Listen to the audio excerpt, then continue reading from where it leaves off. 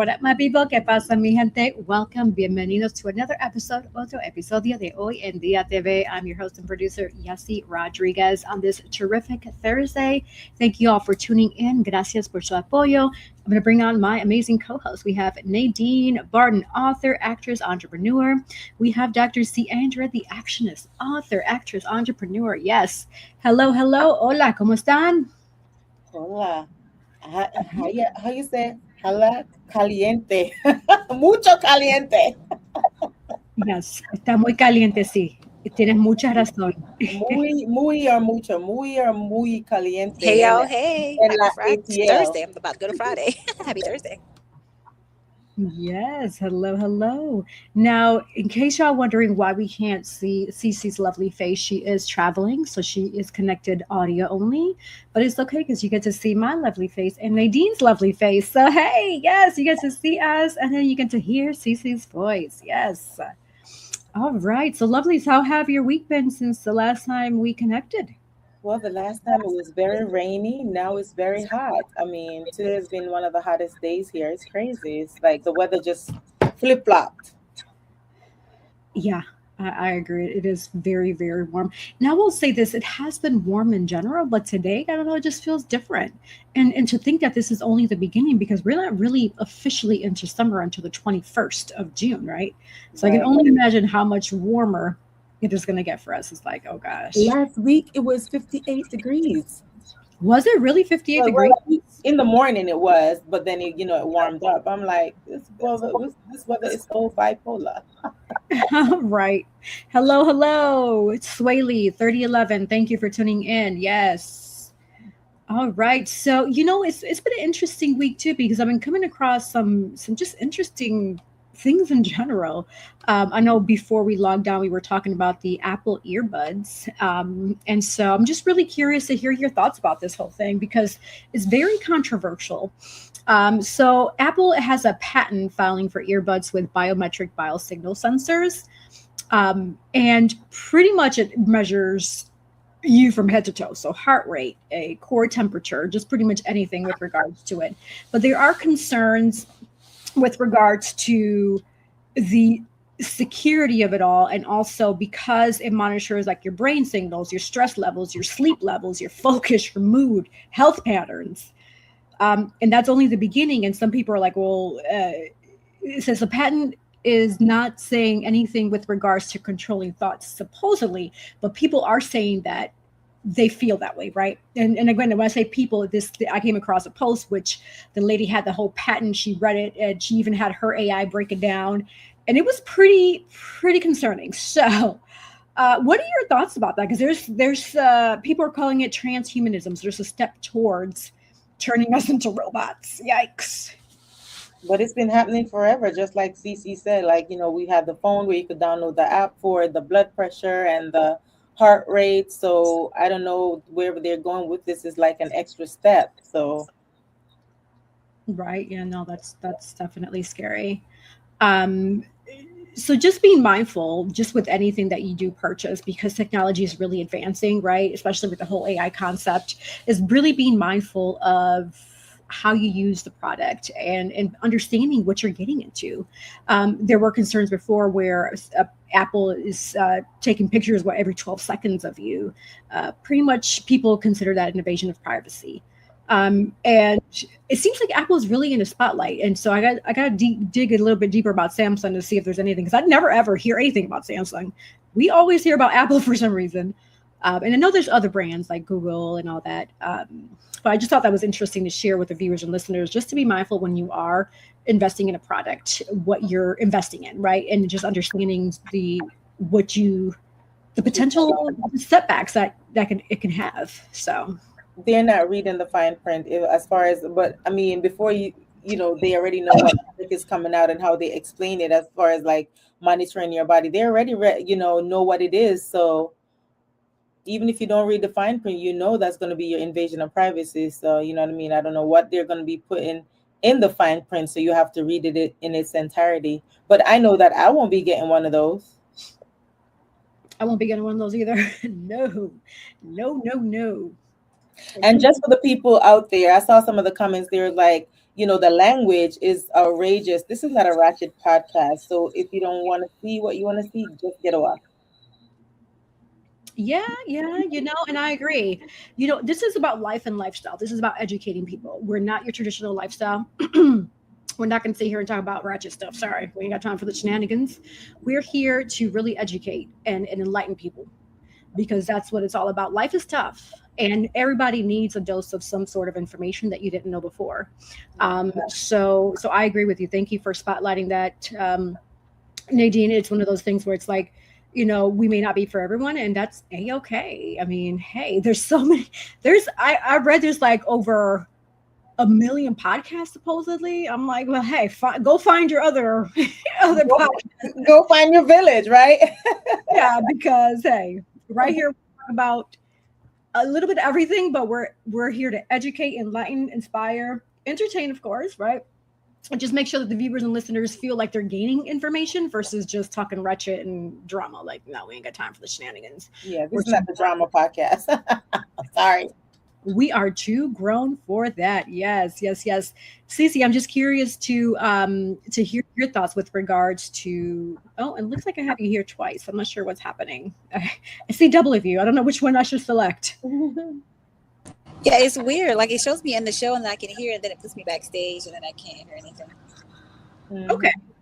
So, do you have any thoughts with regards to the Apple Podcast? I know you said that that could be true for all. Yeah, and I think the fact that they're putting it out for Apple is already happening with all brands across. You know what I'm saying? So, Apple's a big money maker, so of course, but you already have the smartwatches and things of that nature, even eyewear, right? That can measure a lot of those things too that people really don't talk about. So the tech is here. We're already using the tech. It's just now coming out, I guess a little bit more talking about the whole brain activity thing, but they're monitoring all that stuff already. I mean, I don't know if it's like quite necessary for us to have all of that because that's radiation going into your bodies. And I think if you need to have a brain test or something like that, a scan or something, then that's where you go to your doctor, right?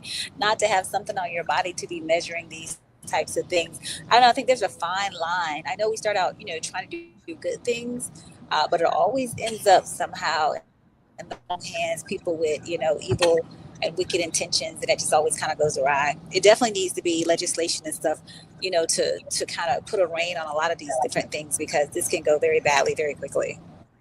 Mm-hmm. And I wonder how much is it gonna cost? I mean, is it out yet, or is that just something they're gonna, put out later on?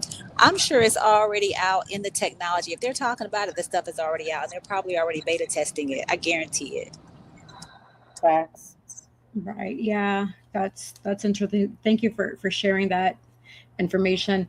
I'm actually going to spotlight a different topic that I came across, which was also I found interesting. So on May 24th, 2026, Arkansas State Police, they were doing a high-speed chase, and the father was in the car with 4 children under the age of 6 inside of an SUV.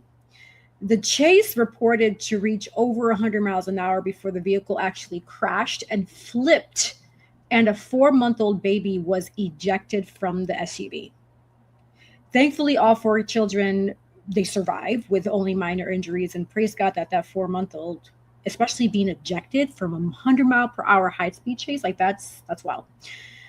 So police say that supposedly they didn't know that children were inside during the pursuit, which, I mean, it could be true. I'm not sure, right? But after the crash, troopers rescued the infant and the other children.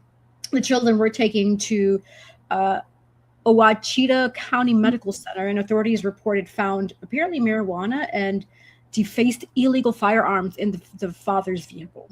So right now, this individual is facing multiple charges, including felony fleeing, child endangerment, reckless driving, traffic violations, and drug firearm charges.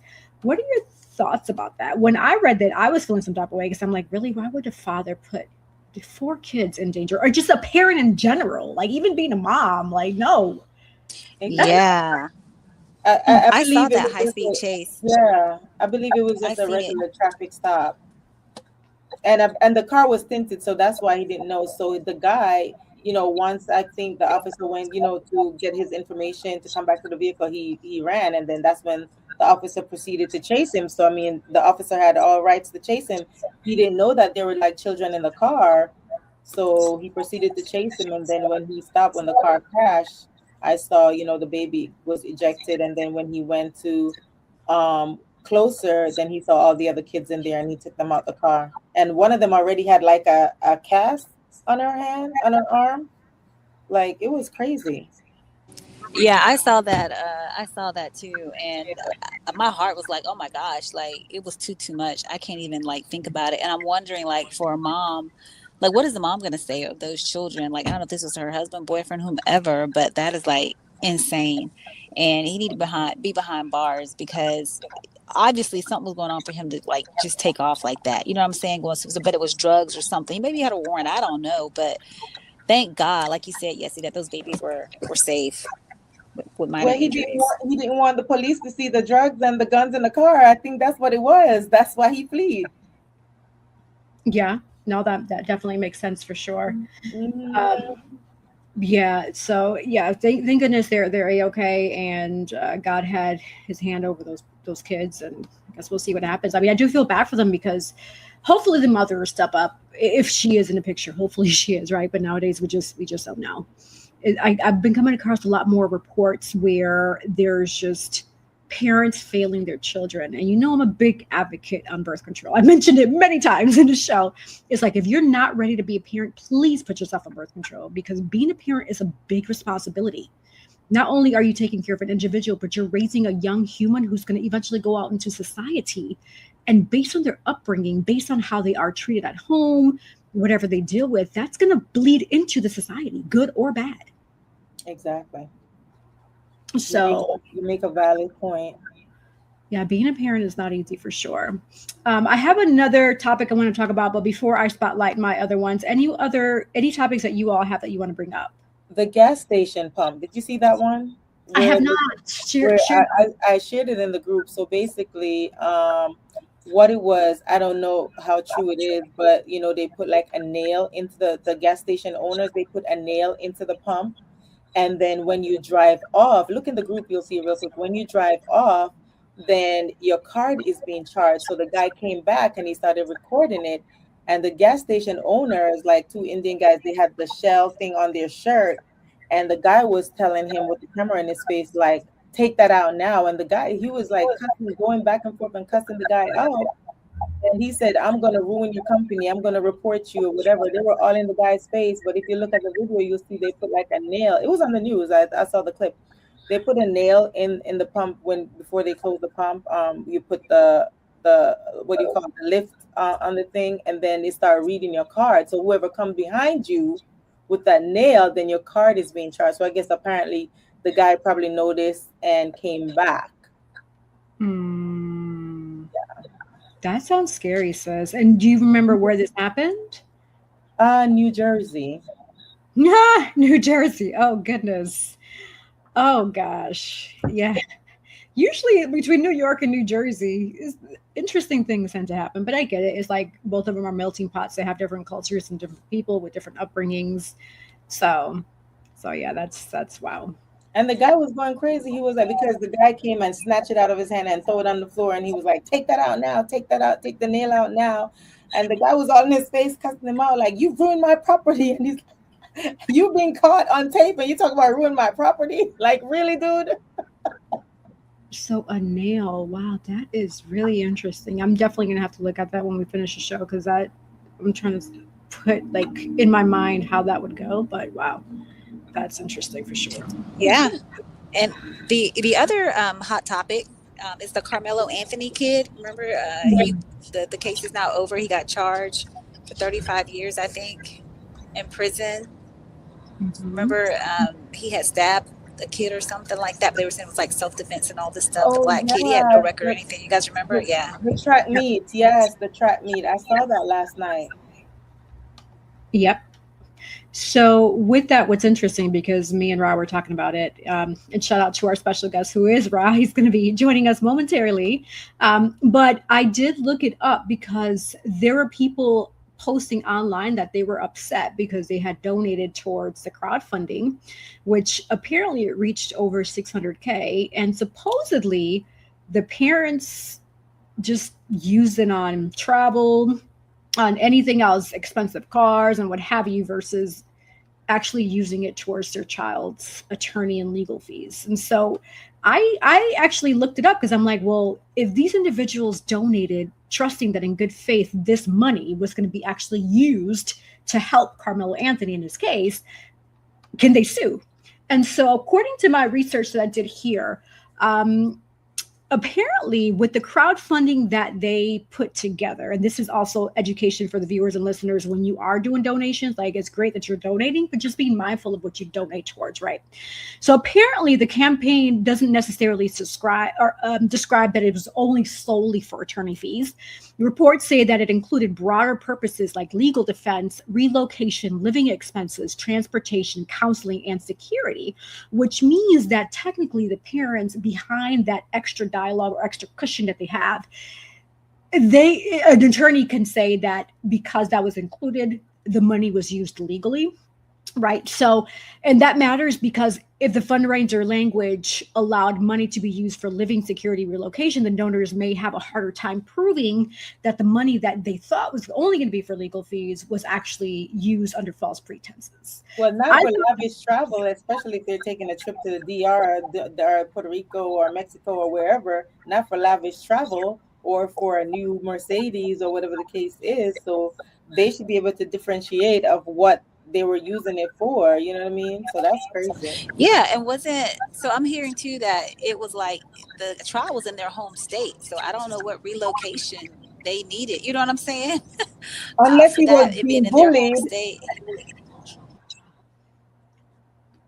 Now, I will say this young man is only 14. His whole life, for what, 35, 40 years, he's going to be in prison. I feel like his parents failed him, because a lot of those morals and values you learn from, again, your household, right? This is what you learn in your household from your parent, which then in turn that bleeds into society. And this is another example. So wherever this young man learned that self-defense and bringing a knife and what have you, that was obviously either taught by a parent or maybe being around the wrong influence. But again, it deals with a parent if they were not fully committed or around to say, hey, son, or hey, whoever, don't do this, don't do that, do this, do that, right? So parenting is very, very, very important. Hence why I always say, if you're not ready to be a parent, please put yourself in birth control. Please use protection. They said it wasn't a knife though, Yessie. They said it was because, I used to run track as well. So they said it was the thing that you used to adjust your cleats for your track shoes. So that's what he had in his bag. And the guy, it was raining and he went under their tent just to come out of the rain, and they started bullying him. And apparently they were bullying him before. So I'm not sure about the whole story, but as for what I was reading in the comments, I read that's what happened. Right. No, and thank you for clarifying that for sure. So then if he's been being bullied before, then my concern is what is the actual, like, what did the parents do? What did the school do? Right? What did the principal do? Like, there's so many adult leaders that should have stepped in well before this even escalated to this point, that this young man felt the need to take matters into his own hands, and now a life was lost. And like, I was joking with Rod, I was like, they could have just listened to what's that Michael Jackson song? Which one? With the gangs. Oh God, Smooth Criminal, or just Beat It? Beat It. Yes. All they had to do was listen to Beat It, because it ain't worth it. Like, a poor man lost his life, and another one lost his life too, because now he's locked up in jail. So 2 people, technically. So it's like, come on now. We got to do better out here for sure. We got to do better. All right. Well, before I transition over, any last minute comments before I do a sponsor spotlight and bring on our special guest? No, we're good. All right. Well, let's go ahead and transition over into our sponsors. So don't go anywhere. Hoy En Día TV. We'll be right back. Vamos de regreso de nuevo. No se vayan. At Cab Zenza, we believe beauty is a ritual, not just a routine. Rooted in intention and inspired by nature, our skincare is crafted to nourish more than just the skin. It nourishes the spirit. Every jar is made with purpose. Because when you flourish inside, it shows on the outside. Cabzensis isn't skincare, soul care. From the moment that I put this Cab Zenza on my skin, it feels most amazing. As you can see, it has your skin glistening, it's moisturizing. You too should get Cab Zenza. Luxurious body butters. Sponsored by Collective Wear. Available at www.yessirodriguez.com/shop and myrod-enterprise.com/shop.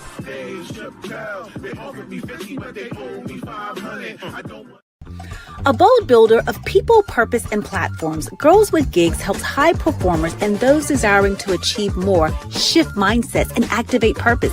Whether it's career or leadership development, personal branding, or knowing your worth. In the job market, transformation has never been closer because this is where purpose meets action and dreams become destiny. Book your free consultation today at www.girlswithgigs.com.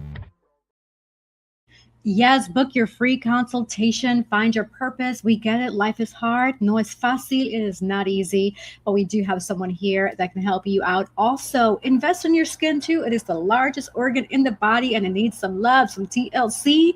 We don't want to be ashy. We want to stay hydrated, right? And it helps with anti-aging. The more you stay hydrated, you look younger. That's important. You want to age like fine wine, right? Also, invest in your wardrobe. Get some Collective Wear. Yes. We also have Collective Custom Wear shirts here, Hoy En Día TV. So Collective Wear can help you invest in your wardrobe and just bring it to life, right? Yes. All right. So we're going to pivot over to our special guest. I'm going to read his bio. So our special guest today is a creative entrepreneur, producer, brand builder based in North Carolina. As the founder of Collective Grind Enterprise LLC, our special guest develops innovative content across film, digital media, apparel, and live experiences designed to inspire creators to take action on their ideas. Through ventures such as Collective Wear, the Collective Visions, and Sparking Conversation podcast, he provides platforms for artists, entrepreneurs, and innovators to really showcase their talent and connect with opportunities. Our special guest is also the visionary behind We Don't Wait, We Create, which is coming again, part 2, August 22nd. So hopefully you all have your tickets. We would love to see you there, by the way. And what We Don't Wait, We Create is a networking and collaboration event and movement dedicated to bringing together actors, filmmakers, designers, musicians, and content creators who really believe in building opportunities instead of waiting for them to happen, right? You don't want to sit around and twiddle your thumbs all day. You got to create it. So his mission is to empower individuals to turn creativity into tangible results while fostering a culture of collaboration, ownership, and forward momentum. So without further ado, we have our special guest, Rasheed Rah-1 Myers. Welcome to Hoy En Día TV. Yo, what up, y'all? How y'all doing? Thank you for having me. I appreciate y'all. Welcome. Well, we are Definitely. truly thrilled, truly excited to have you. You have an amazing bio and just, I feel like it didn't really capture everything because you're also a musician and you do just so much. So tell us in a nutshell, who is Rah-1? Yikes. Okay, so that's one. That's a hard question to answer, right? Because you're right. I do a lot, but I think for the most part, I think I would like to just say I'm a person that believes in the gift that they were given. You know, I just feel like, you know, everybody has a purpose. And I'm just thankful that God allowed me to find my way to my purpose outside of just doing things that I desire to do. So I just think that I'm more purpose driven. If I wanted to really tell people exactly who I am, you know, I wouldn't want to, you know, just base things on what I do and just say, yo, I'm a filmmaker, I'm an artist, I'm this and that. Because, you know, all that encompasses just being creative, right? But I think more so I'm purpose driven. So, yeah, I like to go with that one. You're muted. You're on mute. Yeah. All right, thank you. Oh, and it looks like we lost Cece. All right. So, with all that you do, was there a specific moment in your life when you really realized that you didn't just want to wait for opportunities, you wanted to create them? Hence, we don't wait, we create, right? And what did you do to create those? Well, to be honest, show, it's kind of just the story of my life, right? Because growing up, I really didn't have like the older people or the people that was in charge of whatever our upbringing would be. They really didn't support our visions or our dreams as kids, right? So you had to figure out your own way. And with that, it kind of was one of those things that I kind of fell into because I was open to, I mean, basically where I'm from. So in Jersey, I'm from Jersey, but I'm from East Orange, New Jersey. So in my small town, there's so many people that are famous that are just from my area. Right. So you have Whitney Houston, Bobby Brown, he used to be there all the time with New Edition. But then you got Queen Latifah, you have Naughty by Nature, you have Lauryn Hill and Wyclef, you have Shaquille O'Neal, you have the Winans, you have, it's just so many people from just my one little town. And these are all people that I grew up around or been around or seen or, and in that, it kind of like the city kind of opened up that thing for me that allowed me to say, yo, yeah, you know what I'm saying? This might be something that I like to do. Outside of that, that's the only thing I can really say that really, gave me that whole vision of saying I could do, like, I could do this. You know what I'm saying? Because I felt it. Like, I was like, oh, yeah, I could do that. Because I knew people that was already doing it, and they were really successful at what they were doing. I was too young, but, at the same time, I always knew. I was like, yo, I could do this, yo. So it was kind of one of those things for me, right? It wasn't based on having that support growing up. You know what I'm saying? So, Okay, awesome. I like that. So you definitely took the bull by the horns. You were like, you know what? Let me just create these opportunities and keep it moving. I love that. Yes. yeah. Mm-hmm. Yes. Thank you for sharing that background. Also, I wanted to ask too, you have a lot going on. So how do you really stay focused when you have so many creative projects happening at once? I think that's a part of it, right? You have to be able to, do more than one thing. You can't just get stuck in one lane, right? Not when you are, when you want to get it done, because there's a lot of times in life that the people around us are just there to test us, right? Are there to help us get to the next level. A lot of times we allow the people around us to stagnate us or to stop us from going certain places or doing certain things, right?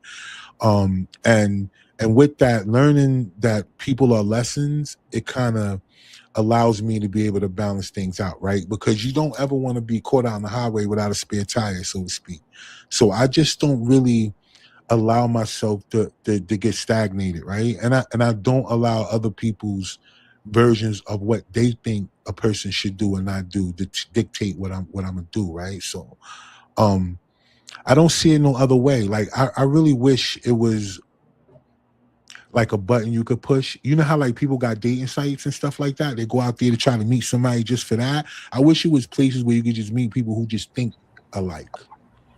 Like we don't care about boyfriend, girlfriend. Keep all that. Keep your stuff to yourself, yo. I just want to know where people think like this, right? Because that's the vibe, right? It's all about, thinking in a way that you can solve things, right? Like using logic to solve and not always using overthinking and negativity. So I think for me, being able to do all those different things is because I first vision it. And then I'm not going to lie, I can't take credit for everything that I get, meditating and all these other things. I allow visions to download. And then from there, I do them, and because they turn out some type of way, I realize I'm on the right path. So that's why I still do all these multiple things and not just focus on one. That is awesome. Yes. I'm going to spotlight Nadine for her questions. I have some more, but I'm going to wait for mine. Nadine, what questions do you have for our guest? Yes, welcome, Rah-1. Welcome. We're happy to have you. So So my question is, what challenges have you faced while building opportunities for artists, filmmakers, entrepreneurs, and content creators, and how did you overcome them?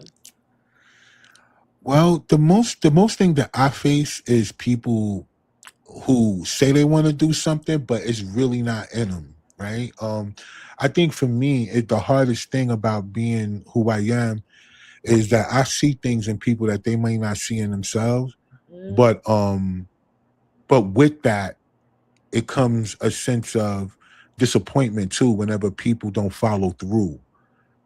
So I think for me, overcoming that was just, I guess, being a person that always had whatever the next plan was. So instead of going in there and just saying, all right, this is the way it is, this is where it's going to be willing to pivot. That been the best way for me to be able to adapt, to be able to pivot. So, for mm, example, if I call for filming and I have 15 people saying that they're going to film, but only 5 people show up, I'm gonna still film, right? I'm just gonna pivot. Where at that one particular time, I might have thought that I had it all this type of way because of the people that said they was gonna come, but then when those that show up, I have to be able to go with the flow. I can't be all disappointed. Oh man, these people ain't coming. I can't do it now and all that. Nah, that's corny. So I understand that the vision was given to me, and so I I overcome it by still pushing, right. right? Not allowing that to be a deterrent for what I feel like the vision should be. It's just that I got to look at things like this. Whoever comes or whoever shows up is who's meant to be there, regardless of who I want there. Yeah. And just being able to have that type of mindset and not taking stuff personal, just staying out my emotions when it comes down to it. Because at the end of the day, people either going to be mad or they're going to be happy. But either way it go, they're going to have to pick a choice when it comes to me because I'm going to keep going. Word. Absolutely. Yeah, that was well said. So with that, my other question is, so what advice would you give someone who said, they're or who's waiting for their big break? Well, I will tell them that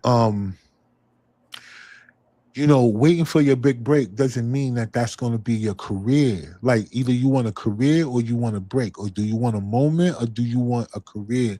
Because there's a lot of people who went viral who can't go viral again. They keep chasing the same thing, right? Or there's people who saying, like, for example, they want to be in movies. They get in a movie, then they realize it may be a year before the next one, right? But it's not that you won't get paid. That's not my thing. Is not that, but it's more so, what do you love to do? So if there's something that you love to do, giving another person control over that is like taking it from God. Like God give us the gift, and then we want to give it away to somebody else. Mm-hmm. Right, we're quick to look for a deal or be signed somewhere, or looking at this person as being able to create our lives or take us to the next level, not understanding that if it's your gift that's going to go there, then your gift can take you there. The only difference is when I talk to people, they think I'm trying to talk them out of their dream. Right. But a dream is when you sleep. A vision is up, sleep, walking, whatever. It's up to you to follow what your vision is. It's not up for nobody else to come in and just be like, yo, listen, word is born. I got this part for you, and this is what it's gonna be, and you're gonna blow, and you're gonna do all this. And then when everybody come to find out that you did great in that role, but then it's like, what's coming next? Like, what else you got? Because people's attention is it's like too short. It's like, yo, what have you done for me lately type thing.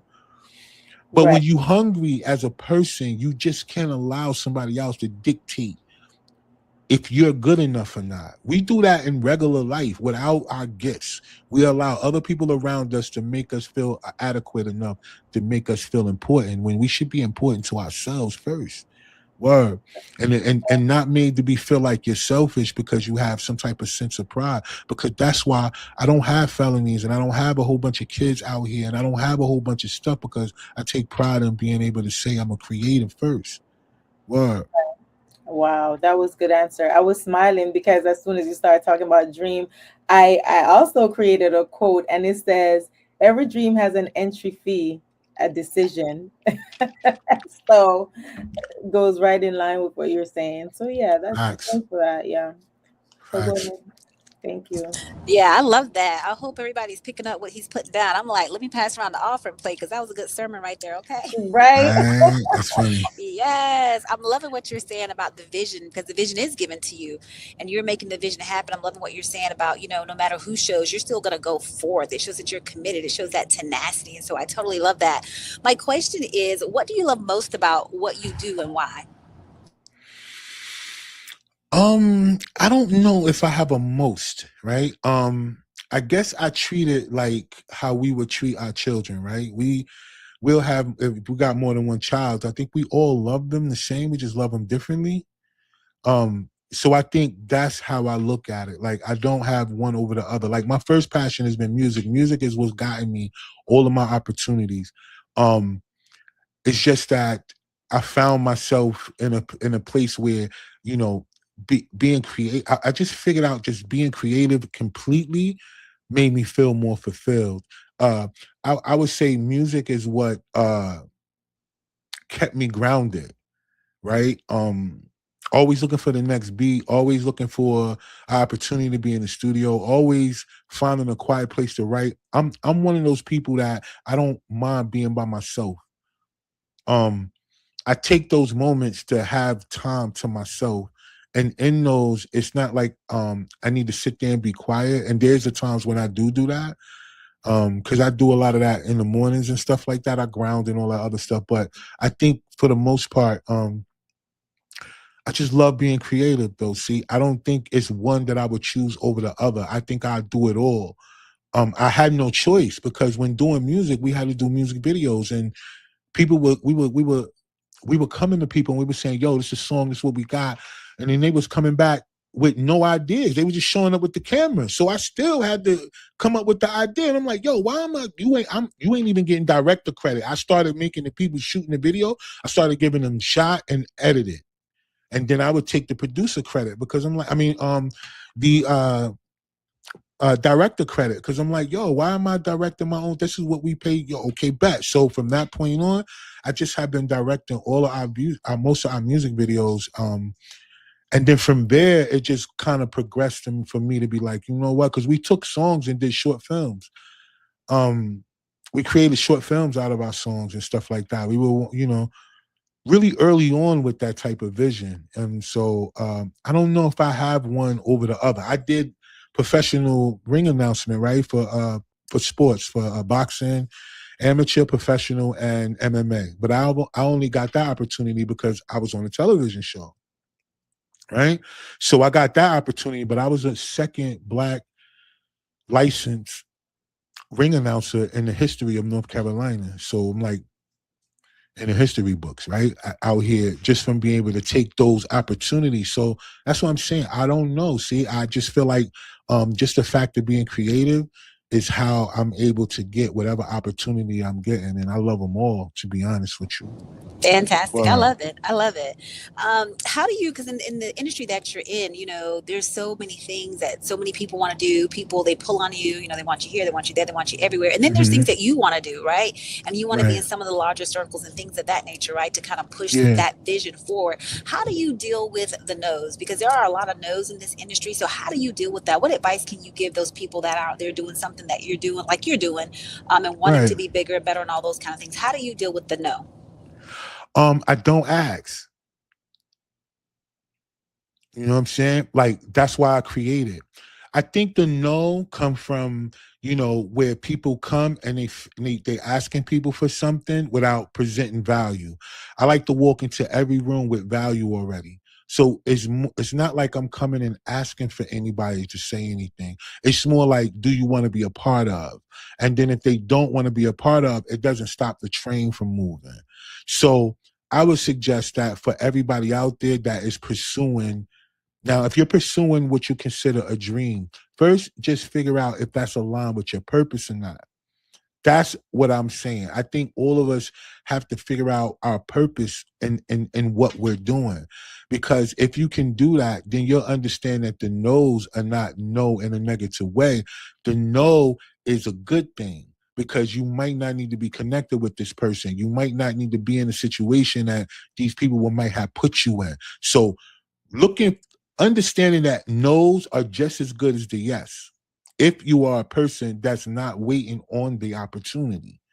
But now, if you're a person that's just waiting on that validation or waiting on that one opportunity to come, then that no gonna bother you, right?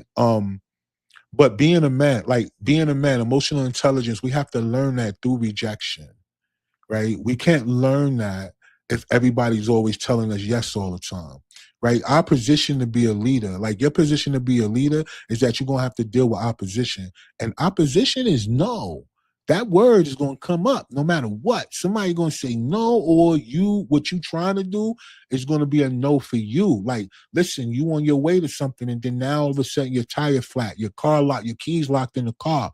A lot of times your no will come from not even hearing somebody say it.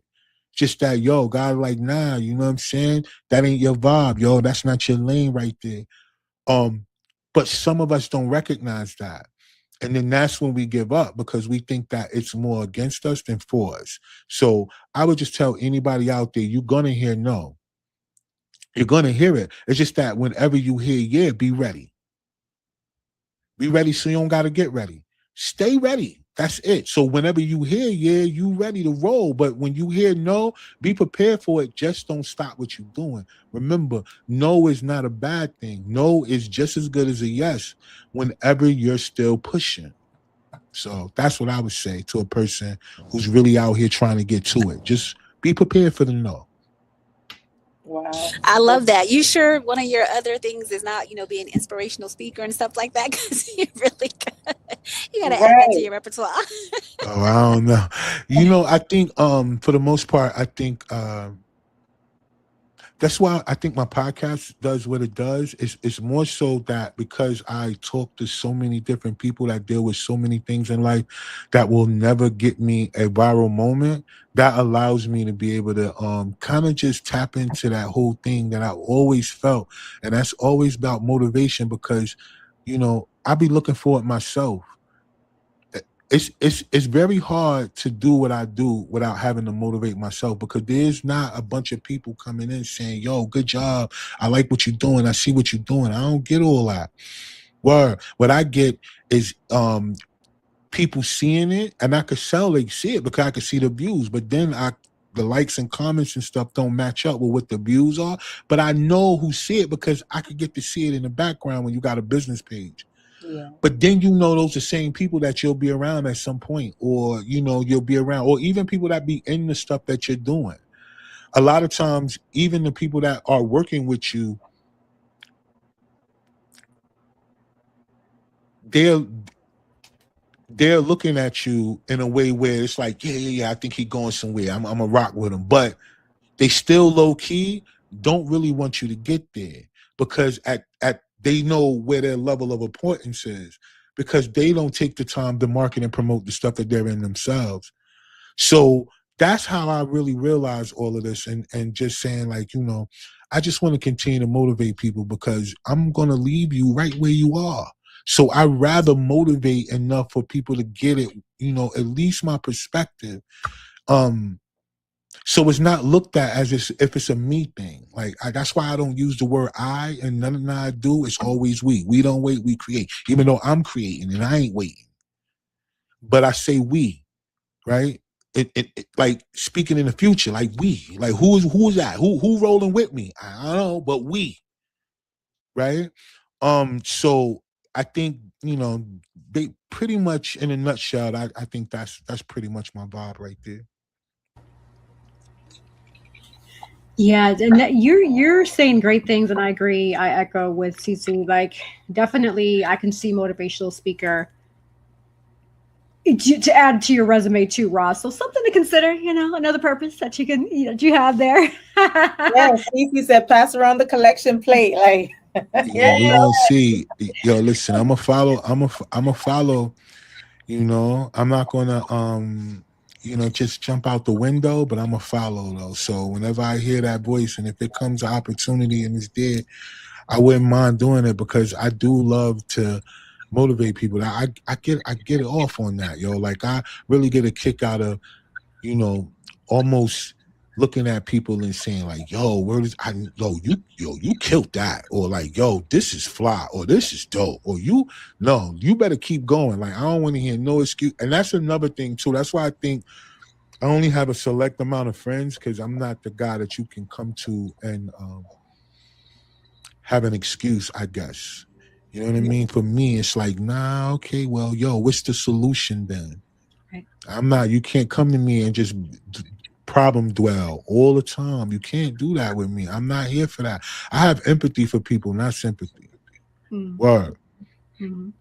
I love Or that. you could be a coach. You know, if you don't want to do the motivational speaker, you could be a coach. Yeah, I don't know. I don't know. I don't know. I guess for me, I just really am inspired to find people who think like me, if not so much, but have the inspiration inside of them to just want to be great at just being themselves. You know, not be great to be shown and seen in front of everybody, but just be great at being you. You know how hard it is to just be who you are? You know, we grow up with somebody else keep telling us what we should be and not be and all this other stuff. Very seldom do we, have people in our lives that look at us and can sense the things that make us great and make us hone in or want us to hone in on that. You know what I mean? And that's what I feel like my vibe is. Like, I'd rather be that person in a person's life more than anything else. Like, I don't care about nobody calling me the best of anything for them. Best friend, best this. I don't care about that. What I want to go down as is a person that said to you, like, yo, you can make that. I'm really being careful. Because I know all you ladies, you all ladies, and I'm trying to make sure that I don't curse, because it just come out. So if y'all hear me pause a little bit, that's because I'm trying not to be on y'all platform, because that's another thing. I don't know if people really ready for that, because I'm a big ghetto, but it's all love. We gonna make it through. Yeah, it's all good. It's all good. So you said a mouthful with regards to like people that support, right? So what do you think the North Carolina creative scene really needs right now at this moment? And to follow up with that is, how can creatives support each other better without really feeling like they're in competition? I would say in this area, or like in any area, because everywhere that there's a large majority of creatives, it's always a bunch of people who are not serious. It's like it's a bunch of people who are looking to be seen, but there are very few people who love what they do, or they find a passion in it. I think a lot of people just either have the look, or somebody told them that they were funny or whatever, and then they just jump out the window. And I think that's the vibe. They want to be seen.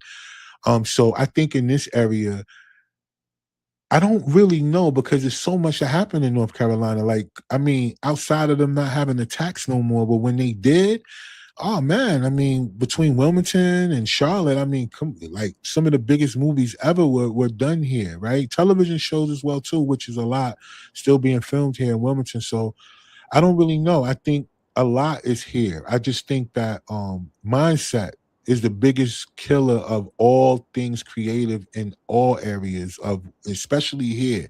People got to have the mindset of understanding that they should be wanting to make money and not get paid. Once people could get out of that survival mode of allowing a person to pay them 100 instead of making 1,000, then they could get to it. But people, it's a mindset thing. You got to really truly understand that, you shouldn't be for sale. And if a person can grasp that part, right? The 9 to 5 mentality keeps a lot of people sold. $1 amount an hour or overtime this or whatever. It keeps people in the space of being sold. You trading time for money. So when I think that mentality crosses over to everything, so now people want to get paid instead of wanting to make money. I'd rather make money than get paid. So I was hoping that a lot of people get that particular, thing in this area. Stop looking to get paid and start looking to make money. And what I mean by that is that if you are doing a movie and you need music for the movie, then why not get with the artist, the independent artist, and get music for your movie? It'll help each other out. If you need clothes for your movie, then why won't you get with the clothing line? It'll help everybody out. The goal, but the problem is that people they look to get paid. They're not thinking about it from the other aspect. Hollywood wasn't made overnight, but it definitely wasn't made over people getting paid. Or It was they wait. made off people wanting to make money, not get paid. It's a big difference in that. And I know for some people they're gonna be like, it's the same thing. Then that's what I'm talking about. That's the mindset of people I don't want to be around. Right. Yeah, no, and I'm so glad you broke that down because that definitely aligns with your read, don't wait, recreate, right? That phrase, that movement overall is not always about getting paid. It's about networking and collaborating with the right people, right? And making sure that you're working so that way you eventually, all of y'all, get that bag together, not just getting paid temporarily. So that That's makes right. sense. Yeah, Or no, they wait for that free, like I put in the chat, they wait for that free 99. What I noticed is a lot of people, they want stuff done for free. yeah. Or they want to get paid, but it's like, okay, let me see your portfolio. What have you done? What is your experience, right? Like, what can you bring to the table? If you're still Yeah. working years and you're still got a lot to learn, I mean, would you agree or disagree, Rob? No, I'm saying, it's an investment. Anytime you paying somebody, it's an investment. You got to look for a return on your investment. And there's a lot of people who feel like just because of whatever is a means why they should get paid. When I always tell people, I be like, I bet. Are we doing report cards? Are we lining up resumes? Because I'm sure mine is mad longer than yours, yo. So if it's going to be a thing where it's about somebody getting paid, then you probably should pay me for giving you an opportunity if it's about that. But it ain't that. You know what I'm saying? Because what people keep failing to realize is that social media, right? You shouldn't be on there if you're not on there to monetize. Who cares about you telling everybody your business or what you ate? Who cares about that? Right? But if you're in a space where you're on social media, you should be trying to monetize. That's number one. Number two, what quicker way to monetize than you working with people who are working? So, for example, everybody that's in skits with me, it shouldn't be a day go by that they're not marketing and promoting themselves in them skits. Not one, right? Because all it's going to do is help their algorithm and it's going to help anything else they post. Why? Because it's going to come across my feed that they shared it. And then what I'm going to do, I'm going to share it. And then it keeps it moving. But I noticed that when it comes down to people, they like to show up. They'll be in it. They'll be there. They might share it one time, but if they really believed in the fact of what they were doing, they wouldn't wait on me to post something that they're in, and they wouldn't wait just to post what they're in. They'll look at the movement. They'll say, listen, the more eyes that we get on the movement, so whenever my joints drop that I'm in, that's how many people are going to be prepared to check me out. So it's a mindset thing. And I mean, and that's it. That's why if y'all notice, I don't go in. I don't tell people, hey, y'all share the event. I don't do none of that. I don't, because at the end of the day, it's the same thing I'm saying to all people. You're going to be mad at me because I'm going to keep going.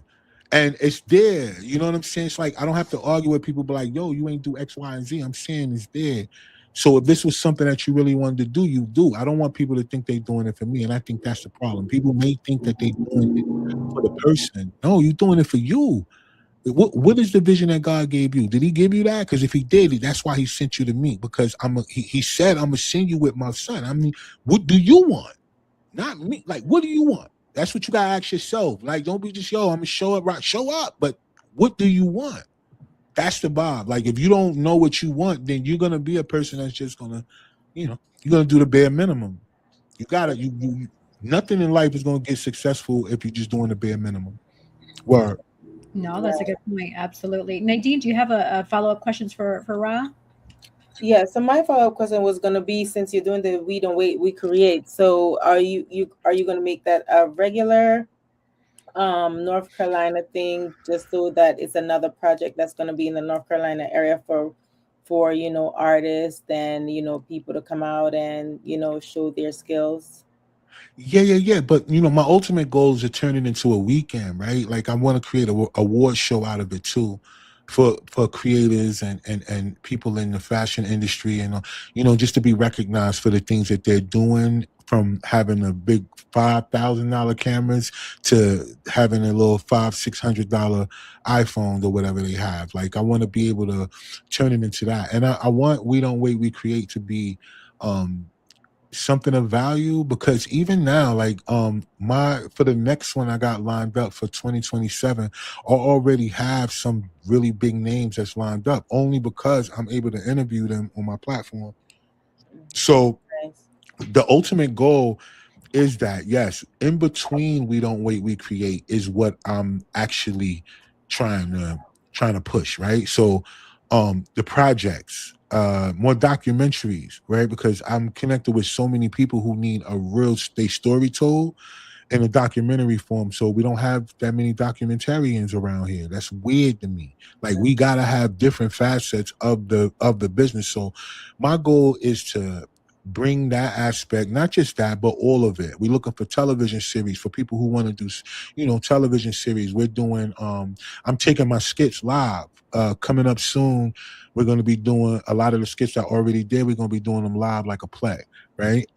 But it's not going to be a play, but it's going to be a play style. So we're going to be doing that.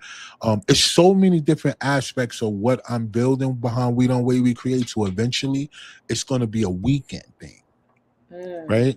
And again, followed up with an award show that weekend too. So it's going to be that thing. And as far as other cities, I have been asked already if I'm going to bring it to other cities. And as of right now, nah, I don't think so. I think what I'm going to do is I'm going to keep it here, only because the one thing that I did realize about here is that there's probably about 60 to 75% of people that are here that are not from here. Because of all the colleges and all that other stuff, right? So it's so much diversity in the Raleigh area of North Carolina, this whole thing with all of these different colleges and different things like that. And all the proximity too, Greensboro, Winston-Salem, all the way around. Fayetteville, you know how I go all the way around, y'all, even down to Virginia. So now I want to keep it here because I want to make sure that people have a place that they could come where it's more of a collective, right? Versus it being, if I just go to Miami, then it's just going to be people in Miami, that type of vibe. If I come to Atlanta, it'll be just that type of vibe. New York, same thing. Now, y'all get out y'all crib. Y'all get out the way. Come here and let's get to it, because at the end of the day, my goal is not to have people live here. My goal is to say, between these events, what you doing? Yeah. Who you doing it, right? And yo, is we using this hashtag or what? What we doing? That's my goal in between. We want to see the work. You know what I mean? So yeah, eventually it's gonna turn into a weekend. I'm glad you asked me that, because it's definitely that type of vibe. You know what I mean? Then you got to develop it too there in your area first before, maybe later on when it kind of like boom, then you'll say, okay, we're going to take it to Atlanta or take it to Miami. Yeah. Especially when it comes down to the kind of like seminar part, right? Because what we want to do is be able to have those type of summits, right? Maybe We Don't Wait, We Create will be what it is, but then we might do some summits where we go to different cities and stuff like that will have us, or who want to host us, and then I bring the people that I'm working with on top of whoever's working in those areas, and then we do some more inspiration and doing some more extra, things to try to get people to move through. But my ultimate goal is to meet people that want to work. Like, I think it's the best way to cast. You get what I'm saying? I think that's the vibe too, because so many people don't have agents too. It's a lot of great talent that don't have agents. You know what I mean? And and then with people having to make that choice, whether they want to go with SAG or stay, outside of the union.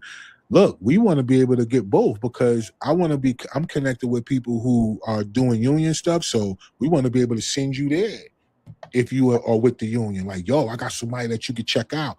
Boom. I'm not saying that I want to create a way where people skip the audition, but I do want to create it to where it's like, yo, man, look, check their resume out, man. Don't have them going through all this, man. You know if they good enough for the part or not. Stop playing. They don't need to be doing self-taping. Look, bro, what you want them to be, a nurse? All right, here's their scenes of them being a nurse. What else you need? You need them to be what are you talking? You need a mechanic? I bet. This is the thing. Look at their joint. See if that'll work. And if that is, I want to get to that point where I'm not trying to take away the whole traditional audition part, but I am trying to tell people, stop playing with people. If you know that they good and you know what they got, like, yo, approach them with it. Or approach them with the role, right? Let's stop having people waiting for a yes, because the only thing I'm hearing from all the celebrities so far that I've been interviewing, I had Charmin Lee on today, and I know she's out in Atlanta, and she be doing all of the big coachings and all that other stuff. I had Carl Gilliard on here too, and they said the same thing. The one thing about it is that they did all these extra things so they could stop waiting on people to give them a job. They said they kept waiting on a job. So we want to get past all that. What up, dude? I'm on the interview. You want to interview too now? You know what, Rah? I'm so glad you said that, because people feel like having an agent is the end all be all. No, it is not. And you have two celebrity examples to prove to you that they didn't wait for their agent to get them bookings, right? They had to do their own thing. So having an agent, people, is not the end all be all. You still have to network. You still have to collaborate. You still have to do your work, because your agent is not always going to find you bookings. I mean, I have an agent and I still find myself bookings. So it's one of those things where having an agent is not going to make or break you. What really makes or breaks you is who you are as a person, your networking, right? Your personality, how you show up on set. Don't act like a diva. Don't act like, oh yeah, I'm just, no, be humble, and make sure you come prepared. Make sure that you know your lines. Make sure that you're ready. When lights, camera, action, those are the extra things. So I'm really glad that you have confirmation from individuals who are considered celebrities to say, hey, they couldn't wait for their agents to give them jobs, because it just wasn't coming, right? The well was dry. They had to figure it out. Yeah. And there's so many people, they get typecasted. So I know there's a lot of people who have a lot more range or depth into their acting ability. So it's like, let's create it, right? Like, let's create it. You saying hi, Diggy? Say hi. Say what up. Hi, baby. Oh, look at that handsome face. So, yeah. So that's I definitely get where y'all coming from. So, Rah, let me tell you that. Let me ask you this. So, for someone who is hearing about We Don't Wait, We Create for the very first time, they're like, what is We Don't Wait, We Create? What can I expect? And why should I come? Tell them, give them a glimpse as to what the experience is like for We Don't Wait, We Create. So so far, what I would like people to know is that we got Vincent M. Ward from The Walking Dead coming, right? So he's gonna be chopping it up with everybody, and plus he has his own platforms and people. He's still filming and got a whole bunch of stuff that's just dropping and new stuff coming and all that. So I think for me, what I want people to come and experience from this time, the first time I did it, I really did it like as a kickback type situation. Because I just wanted to, I really just thought about it in a way of like building. Y'all know how it's like that crawl before you walk thing.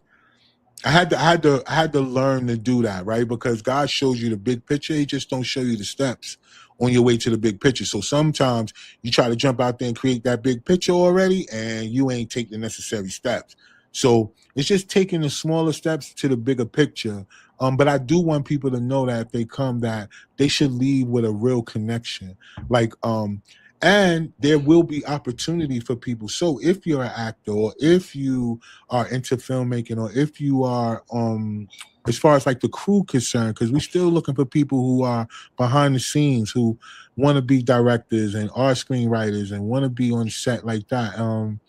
And then for models and for clothing, like, bridging the gap in between what it means to collectively network versus just coming together and just saying, hey, I was at this event, it was cool or whatever.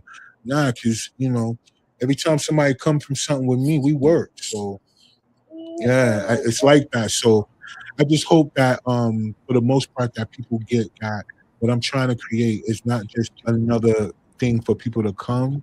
Yeah. It's more so to create a space where creatives and, from all aspects of the business can come together and really get to that bag, yo. Absolutely. I love that. So thank you for sharing that, for sure, because it's really about what you make of it. You coming as an individual in general, right? Whoever's watching and just listening, it is your responsibility to make sure that you are making those connections with those right people that are going to help you, and you're going to help them. It's a collaboration. That's why it's called We Don't Wait, We Create. Let's collaborate together. Let's create together. Let's grow together, right? So we can get to that next level and not wait for people to give us opportunities. We're going to come together, kumbaya, let's brainstorm, and let's execute the project together, right? Yeah. Let's go. Yes, I love that. CC, any follow-up questions for our guests? I have a couple more. Yeah, totally. Final question is what does success look like to you? What is that for you? For me, man, I think just being a dad. Oh, excuse me. I mean, that's the biggest success that I think for me. Yeah, exactly. Because that has been one of the hardest things for me to do in my life. Like I've had too many situations where that was one of the hardest things to do, and I think a lot of things or a lot of situations that I'm not going to consider that a loss, but it was all because of me following my vision and not following people. So where it looks like I took a bunch of losses from things because I, wanted to do more with my life. Um, I think success to me is just being able to be free. Uh, Freedom is my number one thing. Like I want to do the things that I love to do without it seeming like it's work, but I also want to be there for my kids. You know what I'm saying? To be able to actually show them or create an opportunity through them watching me create whatever it is that I'm doing. Not that they have to be like me, but just that they could get the epic, like pick up the epic from me, right? Because I have two boys, so I want them to be able to see um, what it's like to have responsibility and complete things that they start. Because I think that's the one thing about me. I think if most people don't get nothing else from me, it's like, oh, I actually complete what I start, So, okay. That Yeah. is, yeah, thank you for sharing that. Now, Ra, a lot of people don't realize or don't know that June is actually Men's Health Month and Men's Mental Health Month.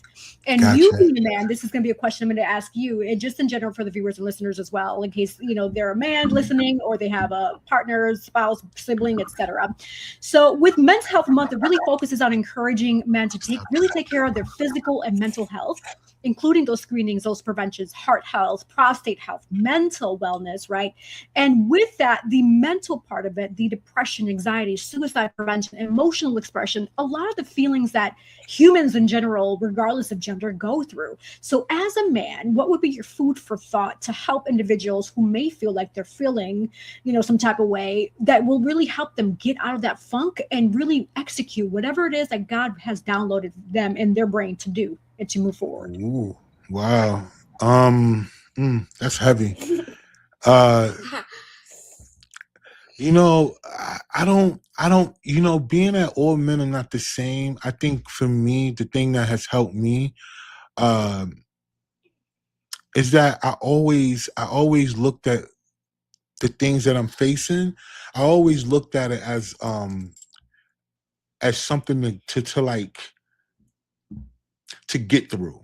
I guess it's like instead of me just allowing things that happen in life to cause me to not move forward, I think I always looked at whatever that light, the end of that tunnel thing is, right?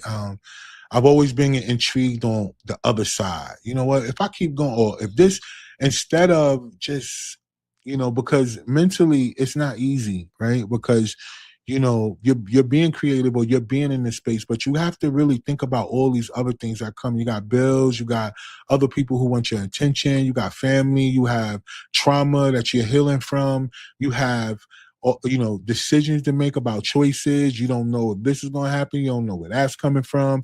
You have to deal, it's just so much that you have to deal with mentally, that I think for a lot of people it's really hard, especially if you're concerned about the way other people think about you on top of everything else that you're dealing with. And I think for most men, that's what we suffer with the most, is the feeling of being important to people.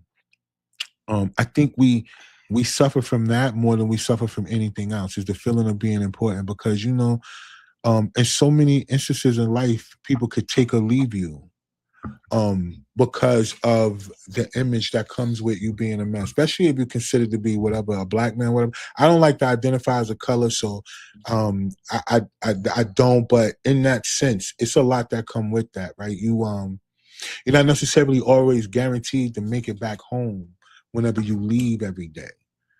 But I think that is one of the things that people overlook the most, right?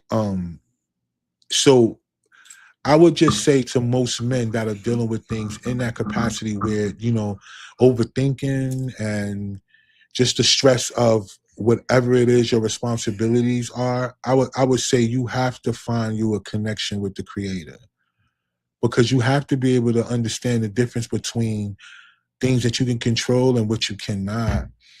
And you got to be able to look for the lesson in everything. You can't look at everything as a loss because it don't feel good, right? You got to be able to look at a lot of things as a lesson. And ego and pride is not the same thing. You really have to be able to check your ego. Word. You have to really be able to check your ego, right? Because there's always somebody better than you somewhere. So be the best version of you that you could be. And a lot of times that's going to take you having to give your issues to the person that created you. You're going to have to put your cape up.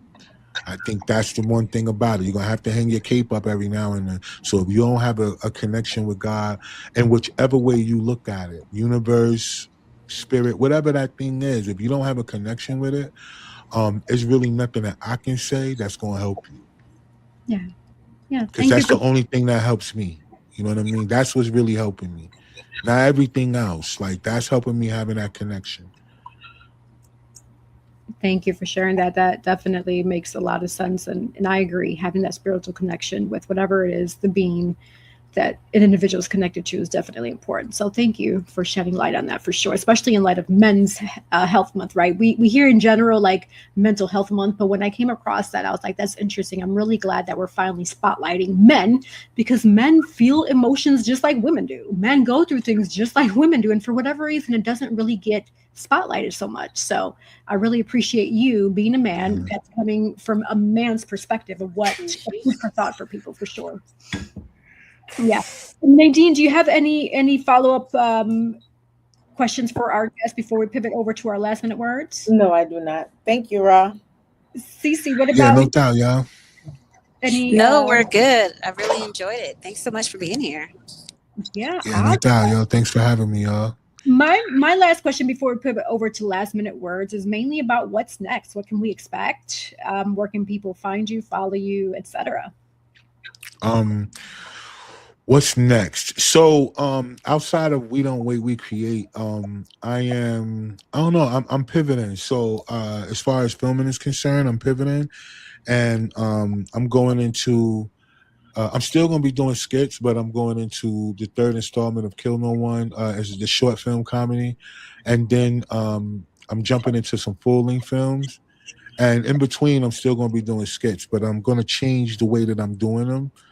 And yeah, so right now, just for everybody that's following me, you can find me on any social media platform by just searching the hashtag Rah-1, and you'll find me. That's the easiest way for me to tell y'all where to find me. And just stay connected, because we pushing, you know what I mean? And I'm gonna keep building on what we have and just continue to make it grow. Just keep watering, that's it. So yeah, we staying focused, and We Don't Wait, We Create. I just want y'all to know that it is going to turn into a weekend. Trust me. It's going to be that vibe. I'm telling you, it's going to be that thing where people are going to come and they're going to get something from coming every time. I promise. It's going to be that vibe. So yeah, I'm just staying focused on the things in front of me. That's all. I meant to ask you, Rah, you ever thought about doing any verticals? Yeah. So I looked at that, right? And I think the only thing is with the verticals is that I think they're trying to copy Country Wayne style, right? But they're doing it more like professional editing and just changing the aspect ratio. So technically, they're not really doing vertical. They're just changing the aspect ratio on traditional filming. And so what I'm looking at is the series, right? It's just shorter, right? They're doing like 1.5 million or so in their things, and I'm already doing that. So I think for me, I think the natural progression is I think verticals are dope. I think it's new. I just don't think it'll take the place of traditional filming, the regular horizontal style, because I mean it's going to be what it's going to be. I just think that right now I'm gonna stay in my lane, but I do eventually see myself dabbing into it here and there. I'm gonna get into it. It's just not something that I'm ready to jump on right away. Right. But yeah, because I'm already doing the series, so just changing the aspect ratio wouldn't really be much of a difference, right? I just yeah, I'm just trying to stay in my lane real quick, and then I'm gonna eventually get into it. But that's the goal about bringing more actors, and so that's one of the things why I'm looking for people who are a little bit more serious, because I don't have to be in everything. And I think that's the goal about building my channel. I'm still trying to find those people that are serious enough to where I could do 1-offs or 2-offs or 3-offs with them and throw them up too. They don't have to always be in my storyline. And that's what I'm looking for. So eventually I'm gonna get there, because some of the verticals I want to do, I don't need to be in them. Yeah, you know what I mean? those verticals though, they really get addicting. I mean, I first started watching like the Korean ones, and oh boy, the storylines. I was addicted to watching. I'll be staying up late at night. I'm on my phone like, oh, what's the next episode? What's the, it's so it's like that. You know what I'm talking about. You laughing, you know what I'm talking about. I'm coming, dude. That is so funny. All right, so what we're going to do now is we're going to pivot over to our last minute words, and this is the opportunity for each and every one of us to say whatever comes to heart. So if you have a quote, if you have just any final thoughts that we didn't talk about today that you want to say, remind the viewers and listeners, etc., feel free to say that. To get an idea of how that looks, I'm going to have Nadine start us off, followed by Cece. Rah, you'll go third, and I'll close out with the remaining sponsors.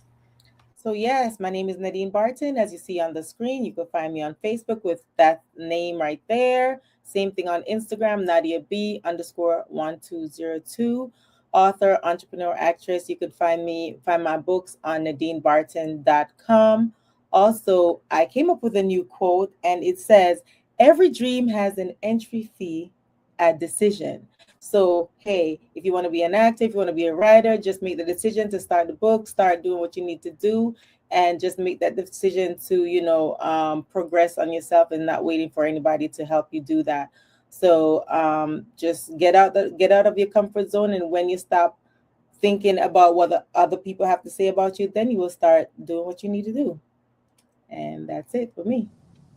Hey, I'm your girl, Sienta the Actionist with Inspire for Purpose. You can find me on the www at inspireforpurpose.com or girlswithgig.com. And as I always say, remember, nothing positive ever came from negative thinking. As always, love and light and inspire for purpose. Super dope. All right, y'all. So I am your boy Rah-1, host and producer of Sparking Conversation, creator of We Don't Wait, We Create, Collective Visions, Collective Wear, Collective Music Group, and all things in between, yo. The one thing I like to say, like I tell everybody, if you don't believe in yourself, nobody else will. So stay focused out there and keep pushing. Absolutely. Thank you so much for being our special guest. I feel like we got to bring you on for a part 2, because I really want to get more into the weeds with Sparking Conversation, especially asking about your guests and stuff. But because of time, we're definitely going to have to bring you on for a part 2, Ross. So let's connect and make sure that we get to part 3. Part 3. Yeah. However, we'll bring you on again. It's all good. However many times it is, we'll bring you on for sure.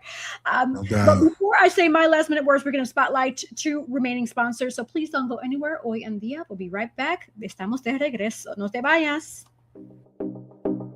Sponsored by Divine Beauty and Accessories.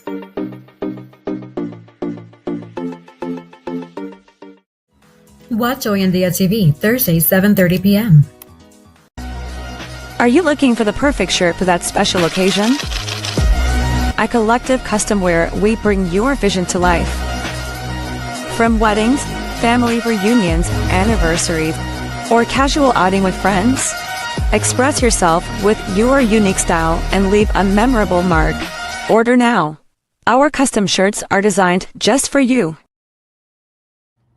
Yes, order now. Whether you have a wedding, an anniversary, a birthday party, whatever it is that you have, Collective Custom Wear has you covered. And also make sure you look good with the accessories. Simply go on my website, yessirodriguez.com, select the drop down where you shop, and you can buy accessories. Also, serious actors and models, Slay the Scene Academy is here.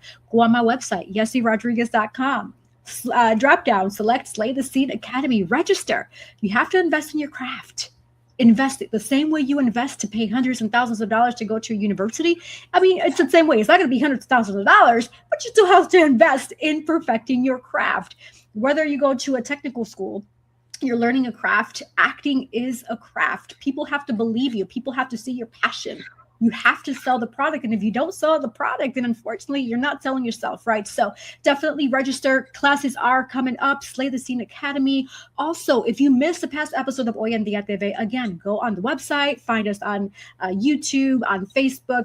Past episodes are there. You can listen to us. You can find us, follow us, whether you're at the gym, whether you're at taking a walk, whatever it is, cooking, cleaning, listen to Hoy En Día TV. We have definitely a lot of inspiration here that we share, because that is our purpose, is to positively motivate, educate, enlighten, inspire, and entertain you, the viewer and listener. And for those who want to be a sponsor or be a guest on Hoy En Día, simply email hoyendiatv@gmail.com. For those who want to find me and follow me, simply go on Google, type in Yessie Rodriguez. Thank you all in advance for your support. And hey, we are here. So until next time, hasta pronto. Have a good night, y'all.